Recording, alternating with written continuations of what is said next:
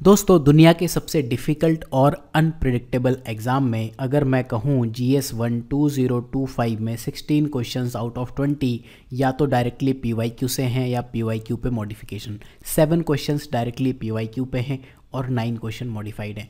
बाकी 4 questions new हैं, जिसमें से 2 क्वेश्चन ऐसे हैं कि अगर आपने PYQs के लिए जो ये एनालिसिस वीडियोस फॉलो किए हैं पिछले कुछ सालों से, स्पेशली ये वाले जहां मैंने बात की थी 12 क्वेश्चन फ्रॉम ऑप्शनल्स, तो ऑप्शनल के क्वेश्चंस पेपर अगर आप रिसेंट देख के भी गए हो तो 18 क्वेश्चंस आपके हाथ में अगर हैं बहुत बेसिक चीज़ों से, तो आप क्या कहोगे, क्या ये रियल में इतना अनप्रिडिक्टेबल और इतना डिफ़िकल्ट एग्ज़ाम है? स्वागत है सिनॉप्सिस IAS में।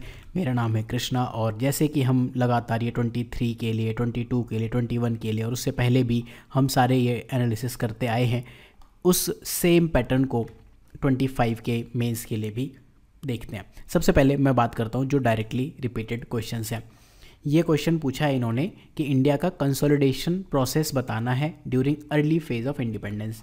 तो ये इंटीग्रेशन का है, पोस्ट इंडिपेंडेंस से क्वेश्चंस वापस आए हैं 21 के बाद। अब यहाँ देखो, इंटीग्रेशन, कंसोलिडेशन, इंटीग्रेशन एक ही चीज़ है। अगर आप ये हेडिंग देखो, सिलेबस में ना 2 चीज़ें हैं पोस्ट इंडिपेंडेंस में, बस कंसोलिडेशन और रीऑर्गेनाइजेशन, 2 ही चीज़ है, राइट। तो इसमें आप देखो ये जो येलो हाईलाइटेड है, इसमें इंटीग्रेशन कितनी जगह पे है, ठीक है।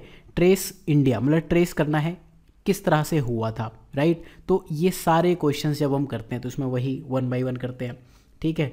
21 में इन्होंने क्वेश्चन पूछा था एडमिनिस्ट्रेटिव इश्यूज और सोशियो कल्चरल चैलेंजेस। यहाँ इन्होंने क्या पूछ लिया, polity, economic and education, international relation. In 4 headings में आप ये कंसोलिडेशन बता दो, राइट। तो ये एक डायरेक्ट क्वेश्चन है अगर आप इंटीग्रेशन के ऊपर PYQs करके गए हो। देन नेक्स्ट क्वेश्चन जो आपको दिखेगा PYQ से, फ्रेंच रिवॉल्यूशन। क्वेश्चन ने क्या कहा, फ्रेंच रिवॉल्यूशन का आज के टाइम में रेलेवेंस है। देखो, जब भी हम कोई पुरानी हिस्ट्री की चीज़ पढ़ते हैं ऑप्शनल में स्पेशली, तो उसमें आपको कंटेम्प्रेरी या आज के टाइम में रेलेवेंस क्या है वो देखना होता है। सिमिलर क्वेश्चन ही तो 2019 में पूछा था, जहाँ अमेरिकन और फ्रेंच रिवॉल्यूशन का ये कहा था कि how foundation of modern world war laid. ये क्या यही चीज़ नहीं है कि आज के टाइम में रेलेवेंस क्या है? तो ये डायरेक्टली रिपीटेड है, सेम ही चीज़ आंसर में आप लिखने वाले हो। अगला क्वेश्चन, सी लेवल राइज में। इनफैक्ट ऑप्शनल में तो ये चीज़ पूछी है, पिछले साल जो मैंने एनालिसिस किया था उसमें मैंने आपको बताया 12 क्वेश्चन ऑप्शनल से हैं। तो ये क्वेश्चन सी लेवल राइज ये सब ज्योग्राफी में काफ़ी पॉपुलर है, ठीक है। बट अभी मैं फ़िलहाल ऑप्शनल पे नहीं जा रहा हूँ। आप में से काफ़ी लोगों का ये कहना था कि हम कितनी चीज़ें पढ़ें, तो GS पे ही फोकस करते हैं। क्लाइमेट चेंज और सी लेवल, यहाँ पे IPCC जो क्लाइमेट चेंज की ऑर्गेनाइजेशन है उसने कहा था ग्लोबल सी लेवल और कितनी कंट्रीज़ इंडियन ओशन में फ़र्क पड़ेगा, existence of many island Nations. अगर आपने पिछले कुछ सालों के करंट अफेयर्स ऑब्जर्व किए हैं तो क्या ये सारे इतने सारे आइलैंड क्या IOR में ही नहीं है, राइट। ये एग्जांपल्स भी आपको आने चाहिए, ठीक है। तो ये PYQ पे डायरेक्टली एक क्वेश्चन है। बाकी ग्लोबल वार्मिंग और ग्रीन हाउस पे ये क्वेश्चंस हैं। एक्सप्लेन करना है आपको solar energy generation, ecological and economic benefit. ये सोलर एनर्जी 92 में क्वेश्चन पूछा, फिर 2020 में potential of solar energy in India, immense potential of solar energy in India and benefit of solar energy in India, examples के साथ बताना। Ecological and economic, इस पर आपको फोकस करना है, ठीक है। तो सोलर एनर्जी का जब आप बात करते हो तो मेन क्या है, आप पॉलिटिकल में तो 1-2 पॉइंट बता दोगे, इकोलॉजिकल और इकोनॉमिक बेनिफिट की ही तो बात करोगे, राइट। देन सुनामी का क्वेश्चन सिलेबस में आप देखो GS1 में लिखा हुआ है, लेकिन इस डिजास्टर से रिलेटेड क्वेश्चंस हम इसमें देखते आए हैं। आप ये क्वेश्चन 2017 का जिसमें NDMA गाइडलाइंस थी उसके साथ में इसको कंपेयर करो। सुनामीज क्या है, ठीक है, डेफिनेशन। हाउ, कैसे फॉर्म होती हैं, फैक्टर्स, हाउ मतलब फैक्टर, कॉन्सिक्वेंस मतलब इफेक्ट, सेम क्वेश्चन। अगर आप कर सकते हो एग्जांपल्स, जब भी हम कोई क्वेश्चन करेंगे एक मैप के साथ ज़रूर करते हैं, तो ये क्वेश्चन आपके लिए परफेक्टली डूएबल है। देन एक ये क्वेश्चन बेसिकली क्या है, इन्वायरमेंट एंड डेवलपमेंट के बीच में जो डिबेट है वही है कॉन्फ्लिक्ट। यहाँ क्या है, sustainable growth and environment protection, इसको पुअर पीपल की नीड। इससे आप बता दो कि एक थर्ड वर्ल्ड कंट्री में कैसे इन्वायरमेंट वर्सेस इकोनॉमी को आप देख सकते हो। तो ये क्वेश्चंस जो हैं ये सिमिलर आपको ऐसे दिख रहे हैं। आयरॉनिकली इस बार इन्होंने GS1 में ही गवर्नेंस से भी रोल ऑफ सिविल सर्विसेज का एक क्वेश्चन पूछ लिया, right.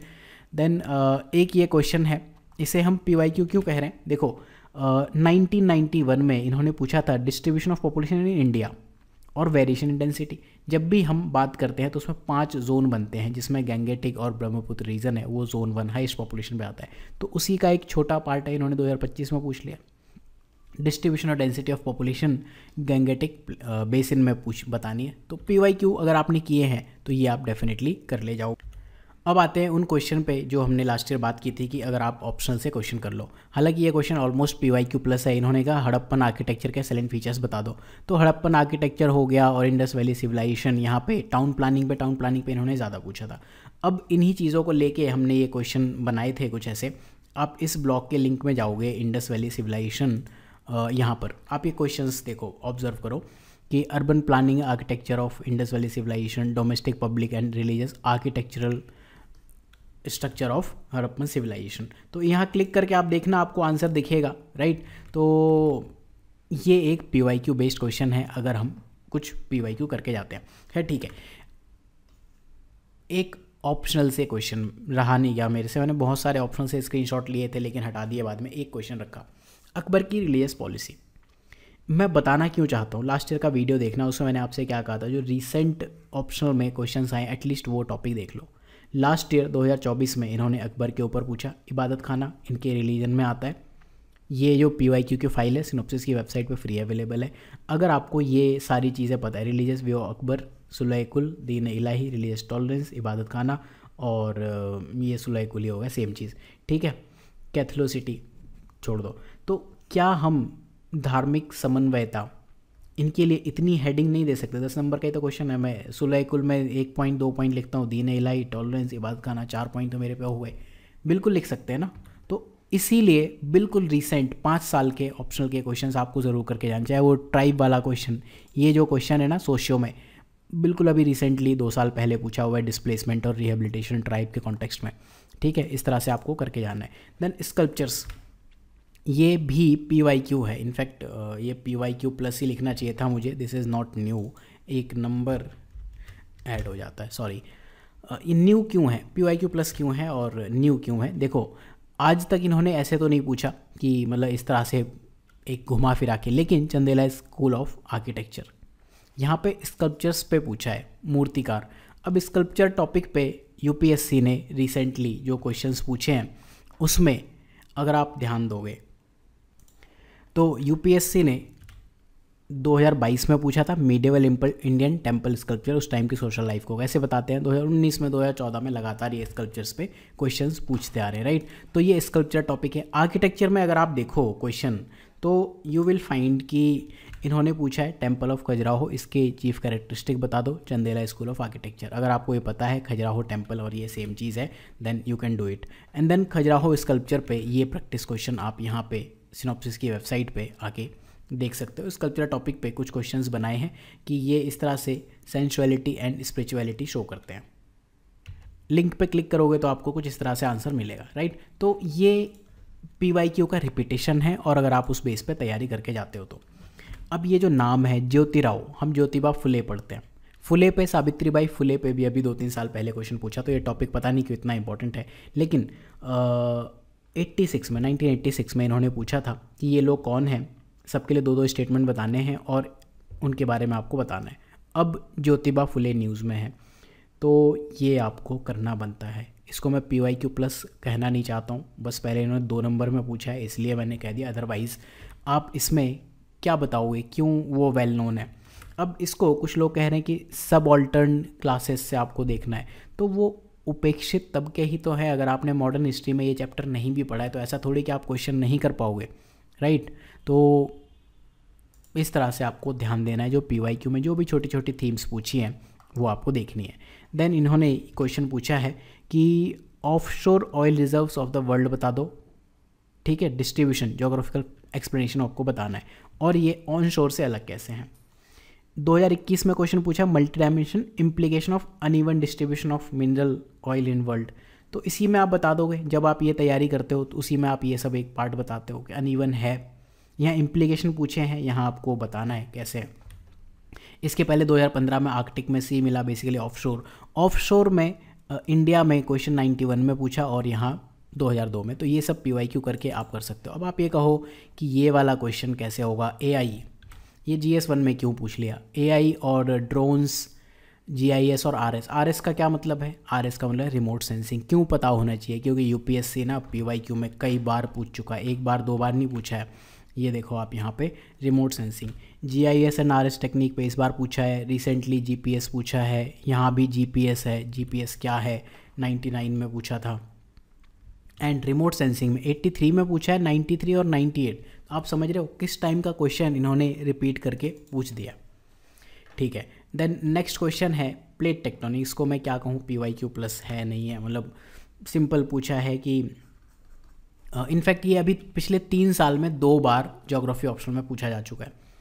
Shape and size of continental ocean basin tectonic movement की वजह से बता दो।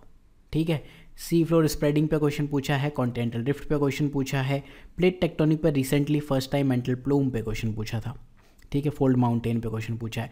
तो ये एक प्लेट टेक्टोनिक थीम तो है ही। PYQ अगर आप करके जाते हो आपको ये पता है कि रिसेंटली इस टॉपिक से क्वेश्चंस बन रहे हैं। देन नेक्स्ट क्वेश्चन अगर मैं कहूँ PYQ प्लस में क्या कह रहा हूँ, स्मार्ट सिटी। स्मार्ट सिटी 1 2 3 4 4 बार क्वेश्चंस पूछ लिए। ठीक है, अर्बन प्लानिंग में इन्होंने क्या कहा, smart city urban poverty and distributive justice का इशू कैसे रिजॉल्व करते हैं, ऑब्जेक्टिव बता दो। ठीक है, रेलेवेंस फॉर अर्बन डेवलपमेंट बता दो, ये 2016 का क्वेश्चन है, एंड क्या ये रूरल अर्बन डिफरेंसेस लेके आएगा ये बता दो। राइट, आई होप कि आपको समझ आ गया। Then there is this question on globalization. Globalization पे आप देखो अब तक इतने सारे क्वेश्चंस UPSC ने पूछे हैं। अब अगर मैं ये क्वेश्चंस देखूं कि ग्लोबलाइजेशन ने कोर ऑफ कल्चरल आइडेंटिटी को अफेक्ट किया है और हम अपनी लोकल आइडेंटिटी खोते जा रहे हैं ग्लोबल आइडेंटिटी के लिए, तो सिमिलर सी थीम पे ये क्वेश्चन बनेगा, not exactly PYQ but repetition, की ग्लोबलाइजेशन की वजह से एक एग्रेसिव कंज्यूमर कल्चर बनता है। राइट, तो ये एक PYQ करने वाले स्टूडेंट के लिए डूएबल क्वेश्चन है। देन ये वाला जो टॉपिक है कि ट्राइबल डेवलपमेंट ऑफ इंडिया 2 चीज़ों पे चलता है, डिस्प्लेसमेंट ऑफ रिहेबिलिटेशन। एक तो देखो ट्राइबल अपलिफ्टमेंट डेवलपमेंट, ये सारे क्वेश्चंस UPSC ने पहले पूछे, लेकिन मैं आपका ध्यान इंटरनल सिक्योरिटी वाले टॉपिक पे ले जाना चाहूँगा, टोटली अनरिलेटेड लेकिन थीम समझो। ठीक है, इन्होंने क्या कहा, डिस्प्लेसमेंट और रिहेबिलिटेशन, आर्टिकल 244। जो अब अगर आप ये मूवमेंट पढ़ोगे ना, आर्टिकल 244 इसका बैकग्राउंड और 5th शेड्यूल ऑफ जो इंडियन कॉन्स्टिट्यूशन है उसको पढ़ोगे तो आपको ये समझ में आएगा आइसोलेशन और displacement. Isolation basically rehabilitation, displacement, ये इशू क्या है। तो एक बड़ा मेजर इशू है कि जो भी लार्ज इंडस्ट्रीज़ बन रही हैं बैकवर्ड एरियाज़ में, उसकी वजह से कुछ इश्यूज आते हैं, उसकी वजह से कुछ मेजर इशू जिससे गवर्नमेंट अब तक जूझ रही है। उसके अलावा कुछ बहुत नॉर्मल से क्वेश्चंस इस तरह से बन सकते हैं। एक क्वेश्चन इन्होंने गवर्नेंस में पूछा है, role of civil services in democracy, ये GS 2 में एक टॉपिक है गवर्नेंस में। यहाँ इन्होंने ethos of civil service in India, यहाँ पे इंटीग्रिटी एंड कमिटमेंट। इनफैक्ट अगर आप ये कहो कि ये सिलेबस का ही टॉपिक है, बाकी क्वेश्चन देख लेना, तो क्या ये सेम टॉपिक नहीं बन जाता है। आई होप कि मैंने कोई क्वेश्चन मिस नहीं किया है। हाँ, न्यू क्वेश्चन, अकबर की रिलीजियस पॉलिसी हमने बात कर ली थी। Then new non farm primary activity, देखो फिजियोग्राफी ऑफ इंडिया में क्यों डाला है, क्योंकि ये ना फिजियोग्राफी फीचर से पूछा। अब नॉन फार्म प्राइमरी एक्टिविटी क्या होती है, प्राइमरी एक्टिविटी में एक तो एग्रीकल्चर आता है, दूसरा एनिमल हस्बेंड्री आता है, ये नॉन फार्म में आएगा, माइनिंग आ गया। ठीक है, इस तरह से आप जो जो भी एक्टिविटीज़ ले सकते हो वो बतानी एक्सेप्ट एग्रीकल्चर। तो इसको किसी और टॉपिक में नहीं डाला जा सकता था और ये फिजियोग्राफिक फीचर से आपको रिलेट करके बताना है। एक ये न्यू क्वेश्चन है। दूसरा ये क्वेश्चन न्यू है कि आप आज की डेट में ग्रोइंग फास्ट फूड इंडस्ट्री कैसे बताते हो। ये देखो कुछ लोग सोशियो में डालेंगे, कुछ ज्योग्राफी में डालेंगे, लेकिन ये इंडस्ट्रियल ग्रोथ का ही क्वेश्चन है, फूड इंडस्ट्री पे क्वेश्चन है। रिसेंटली फूड प्रोसेसिंग इंडस्ट्री पे भी काफ़ी क्वेश्चन पूछे हैं। बस ये क्वेश्चन इस बारे में है कि फास्ट फूड इंडस्ट्री ग्रो हो रही है उस बावजूद इसके कि हेल्थ कंसर्न्स बढ़ रहे हैं। राइट, तो आप कैसे इसकी बात करोगे। डिटेल में हम इन क्वेश्चंस के जो डिस्कशन हैं, इन क्वेश्चन के सॉल्यूशंस हैं, वो हम सिनॉप्सिस IAS पे कंटिन्यू करेंगे। उसके लिए आप सिनॉप्सिस की वेबसाइट पे क्लिक करो, आपको होम पेज पे लिंक मिल जाएगा। मैं डिस्कशन जो डिस्क्रिप्शन बॉक्स है उसमें डाल दूंगा, प्लस जो फर्स्ट कमेंट है उसमें भी पिन कर दूंगा।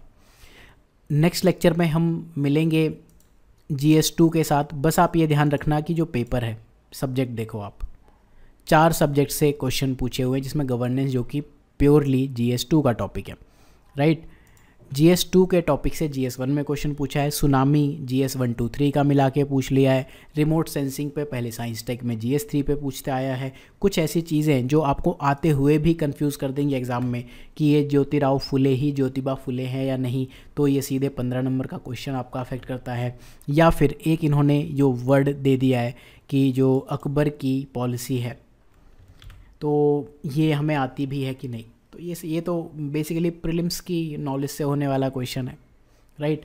तो मेरा आपको सजेशन यही है कि ऑप्शनल के रीसेंट PYQs करो, लेकिन जो मैंने आपको ब्लॉग दिया, अगर आपने MAB कोर्स ज्वाइन किया हुआ है, सिनॉप्सिस का मेंस आंसर बिल्डिंग ये कोर्स है, अगर आपने ये ज्वाइन किया हुआ है then this is write mains write and mains PYQ, तो आपको बहुत ज़्यादा स्ट्रगल करने की नीड नहीं पड़ेगी। मेरा आपको सिर्फ यही कहना है कि चुपचाप से जो भी PYQs हैं उनको तो आप लर्न करो, एंड जो प्रैक्टिस क्वेश्चन है एटलीस्ट देखो थीम क्या है। ये सब इसलिए बनाए गए हैं क्योंकि रिसेंटली ऑप्शनल्स में पूछे गए हैं सिमिलर थीम्स।